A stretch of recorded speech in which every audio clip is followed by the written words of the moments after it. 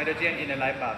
But instead, if you use another gas which has the same property with the nitrogen, can we use it instead of nitrogen? And what indicates why? We can use it because, but mostly we use nitrogen, but we can use another gas. Yes. Why?